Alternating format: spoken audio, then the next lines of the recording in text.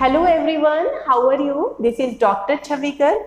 I am from Krishna Institute of Law, which is Law College and it is situated in Ghaziabad.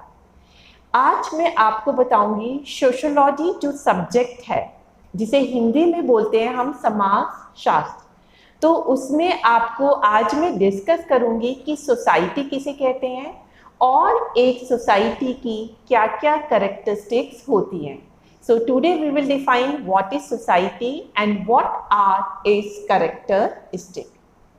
देखिए, ये जो society होती है, society में कुछ लोगों का समूह होता है, लेकिन खाली समूह को ही हम जो ग्रुप होता है लोगों का उसको सोसाइटी नहीं कहते हैं। वैसे तो आपने सोसाइटी वर्ड हर जगह सुना होगा, कहीं पे चिल्ड्रन सोसाइटी होती है, कहीं पे फीमेल सोसाइटी होती है, आप अपनी सोसाइटी के अंदर रहते हैं, तो सोसाइटी वर्ड हमने बहुत बार सुना है। लेकिन सिर्फ ग्रुप ऑफ पीपल को ही हम जो है सोसाइटी नहीं कहते हैं। सोसाइटी का मीनिंग सिर्फ ग्रुप ऑफ पीपल नहीं होता, सोसाइटी का मीनिंग होता है जब ग्रुप ऑफ पीपल आपस में एक दूसरे से इंटरेक्ट करते हैं। इंटरेक्ट मीन्स वो आपस में कोई व्यवहार करते हैं और उनके बीच में एक आपस में रिलेशनशिप होती है कि वो आपस में एक दूसरे को ऑनर करेंगे, रेस्पेक्ट करेंगे, या वो आपस में एक दूसरे के बनाए हुए रूल्स को मानेंगे। तो इस तरीके से जो उनमें आपस में म्यूचुअल रिलेशंस होते हैं, उन रिलेशन को हम कहते हैं सोसाइटी। तो इससे एक बात क्लियर हो जाती है कि सिर्फ ग्रुप ऑफ पीपल को हम सोसाइटी नहीं कहते हैं, बल्कि ग्रुप ऑफ सोसाइटी में जो आपस में इंटरेक्शन होता है, जब हम एक मेंबर दूसरे मेंबर से बातचीत करता है, उसको कोऑपरेट करता है, उसको एडवाइस देता है, तो ये जो पूरा का पूरा जाल है म्यूचुअल रिलेशन का, उसी जाल को हम बोलते हैं सोसाइटी। इसका एक बहुत अच्छा एग्जाम्पल है, 1938 में एक लड़की जो थी मतलब जंगल में भेड़िए की जो है उससे मिली थी गुफा से। ठीक है, तो जब वो लड़की मिली तो वो बिल्कुल जानवरों की तरह चलती थी, वो उसमें ह्यूमन सोसाइटी का कोई भी सिम्टम नहीं था। तो वो भेड़िए की तरह चार पैरों पे चलती थी और लोगों को देख के उन पे गुर्राती थी और वो खाना भी सूंघ कर खाती थी। क्योंकि वो कभी पीपल के साथ नहीं रही तो आपस में उन्होंने इंटरेक्ट ही नहीं किया, तो वो बिल्कुल जानवरों की तरह बिहेव करने लगी। काफ़ी टाइम तक उसको इंसानों के साथ रखा गया, लेकिन वो फिर भी जो है उनके अनुकूल नहीं हो पाई और अल्टीमेटली उसकी 10-12 साल के बाद डेथ हो गई।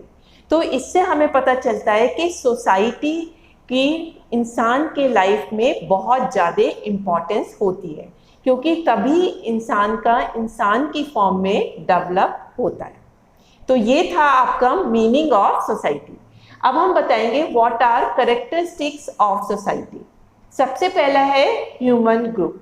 देखिए, मैंने आपको बताया एक ग्रुप ऑफ पीपल जो आपस में व्यवहार करते हैं या आपस में इंटरेक्ट करते हैं। तो इसका मतलब ग्रुप का होना तो जरूरी है, क्योंकि जब ह्यूमन बीइंग का ग्रुप होगा तो वही तो आपस में इंटरेक्ट करेंगे। तो इसकी पहली कैरेक्टरिस्टिक हो जाती है कि इसमें ह्यूमन ग्रुप होना चाहिए। नेक्स्ट है इंटरडिपेंडेंसी। इंटरडिपेंडेंसी का क्या मतलब होता है कि जो ग्रुप के लोग होते हैं वो आपस में एक दूसरे के प्रति डिपेंडेंट होते हैं। देखिए, अब तो आजकल बड़ी मॉडर्न एज हो गई है, तो हम अपनी फैमिली तक ही सीमित रहते हैं। लेकिन आप आज भी गांव में चले जाइए, तो अगर किसी भी घर में कोई प्रॉब्लम होती है तो गांव के सारे लोग उस फैमिली की हेल्प करने के लिए तैयार हो जाते हैं। किसी के घर में कोई डेथ हो जाती है तो पूरे घर की किचन में जो है चूल्हा नहीं जलता है। तो इससे पता चलता है कि वो आपस में कितने एक दूसरे के प्रति डिपेंडेंट है और साथ के साथ एक दूसरे के प्रति सहयोग भी करते हैं। नेक्स्ट है आपका society is abstract, it means अमूर्त। एब्स्ट्रैक्ट का मतलब होता है कि आप किसी को देख नहीं सकते, सिर्फ महसूस कर सकते हैं। देखिए, सोसाइटी में जो रहने वाले लोग हैं उनको तो आप देख सकते हैं, लेकिन रहने वाले लोगों को आप सोसाइटी नहीं बोलते हैं। आप सोसाइटी बोलते हैं कि उनका आपस में जो व्यवहार है उस व्यवहार को आप सोसाइटी बोलते हो। तो उन व्यवहारों को हम सिर्फ फील कर सकते हैं, हम फिजिकली देख नहीं सकते। इसीलिए कहते हैं सोसाइटी एब्स्ट्रैक्ट होती है। देखिए अगर कोई किताब टेबल पर रखी है तो आप उस किताब को देख सकते हो, तो वो एब्स्ट्रैक्ट नहीं है। टेबल और बुक के बीच में रिलेशनशिप है, लेकिन हम बुक को देख सकते हैं, तो वो एब्स्ट्रैक्ट नहीं है। लेकिन ह्यूमन बीइंग जो आपस में इंटरेक्शन करते हैं, उनका जो व्यवहार होता है, एक दूसरे के प्रति कर्तव्य और राइट की जो फीलिंग होती है, तो उस फीलिंग को हम महसूस कर सकते हैं, इसीलिए कहते हैं सोसाइटी एब्स्ट्रैक्ट है। नेक्स्ट है इसका लाइकनेस एंड डिफरेंस। देखिए किसी सोसाइटी में अगर हम लोग एक दूसरे के प्रति सहयोग दिखाते हैं, तो इसका ये मतलब नहीं होता कि सारे लोग वहाँ पे एक जैसे ही होंगे। हर व्यक्ति में, समाज के रहने वाले हर व्यक्ति में समानता भी होती है और विभिन्नता भी होती है। आप देखिए सोसाइटी में कोई तो बहुत ही हार्श स्पीकिंग पर्सन होता है, कोई बहुत ही सॉफ्ट स्पोकन होता है, कोई हमेशा दूसरों के साथ कोऑपरेट करता है और कोई कोऑपरेट नहीं करता है। तो और सबके जो रीति रिवाज होते हैं वो भी थोड़े थोड़े से अलग हो जाते हैं। तो इससे हमें पता चलता है कि समाज में दोनों चीजें मिलती है, लाइकनेस भी मिलती है और डिफरेंस भी मिलता है। नेक्स्ट है आपका कम्युनिटी फीलिंग। देखिए समाज में जो है आपकी सामुदायिक भावना होती है, कम्युनिटी फीलिंग होती है। कम्युनिटी फीलिंग का मतलब होता है कि जो सोसाइटी के मेंबर होते हैं वो सब अपने आप को एक जैसा रिप्रेजेंट करते हैं। हर सोसाइटी के अपने नियम होते हैं, अपने जो है उनके रूल्स रेगुलेशन होते हैं और सोसाइटी के दूसरे मेंबर को उन्हें मानना पड़ता है। तो हर सोसाइटी के रूल्स अलग हो सकते हैं। देखिए आप नॉर्थ इंडिया में देखिए तो यहाँ के जो सोसाइटी के लोग हैं वो नॉर्थ इंडियन फूड खाते हैं, उनके फेस्टिवल भी अलग हो जाते हैं। अगर आप साउथ की सोसाइटी को देखेंगे तो वहाँ पर भी लोग होते हैं, लेकिन वहाँ के रूल्स बिल्कुल अलग हो जाते हैं, वो बहुत सिंपल रहते हैं और उनका साउथ इंडियन फूड होता है। तो इस तरीके से उनमें लेकिन कम्युनिटी फीलिंग हर जगह सेम होती है कि वो आपस में मिलजुल कर रहते हैं। नेक्स्ट है आपका इट इज़ एवर चेंजिंग। इसका मतलब है कि एक डायनामिक प्रोसेस होता है।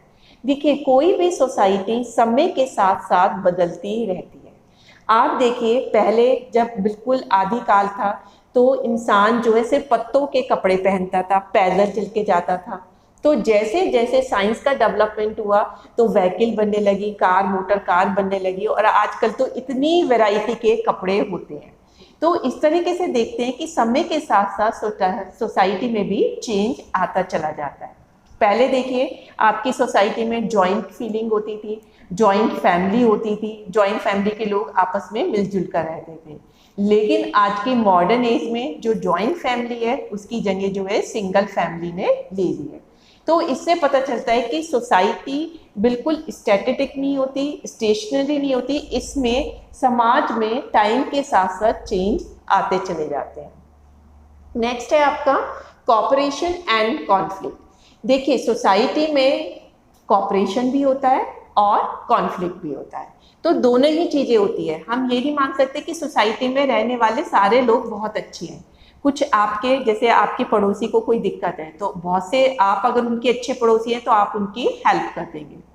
दूसरे कुछ ऐसे लोग भी हो सकते हैं कि आपके पड़ोसी के पास बहुत ज़्यादा पैसे हैं या वो बहुत शो ऑफ करता है, तो दूसरे जो आपके सोसाइटी के लोग होंगे वो उससे जेलस भी फील करते होंगे और हमेशा उसकी बात काटने की कोशिश करते होंगे।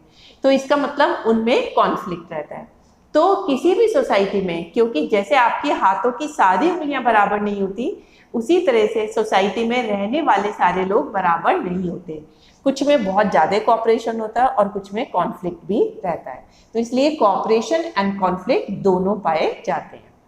लास्ट है आपका society is not confined to human being only. देखिए सोसाइटी जो होती है, हम ये नहीं कह सकते सिर्फ इंसानों की ही सोसाइटी होती है, जानवरों और पक्षियों की भी सोसाइटी हो सकती है, लेकिन ब्रॉड वे में हम सिर्फ जो ह्यूमन बीइंग है उनकी ही सोसाइटी को सोसाइटी मानते हैं।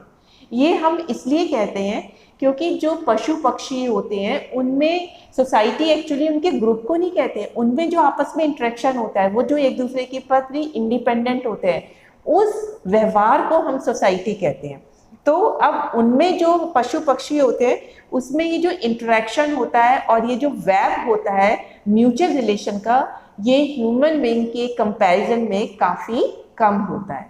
लेकिन होता है। तो इसीलिए हम कहते हैं सोसाइटी ह्यूमन बीइंग में ज़्यादा होती है लेकिन उन लोगों में कम होती है। तो अब आपको बिल्कुल क्लियर हो गया होगा कि सोसाइटी किसे कहते हैं और सोसाइटी के कैरेक्टरिस्टिक क्या होते हैं। तो दिस इज वेरी इंपॉर्टेंट। अगर आप सोशियोलॉजी पढ़ रहे हैं तो पहला टॉपिक आपका यही हो जाता है कि समाज किसे कहते हैं। आई होप कि it will be beneficial to you. So that's all for today lecture. Thank you very much.